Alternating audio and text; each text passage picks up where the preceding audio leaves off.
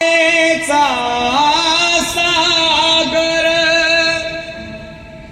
दिला तिने जीवनाला आकार, तळपत्या उन्हात आणि रखरखत्या रानात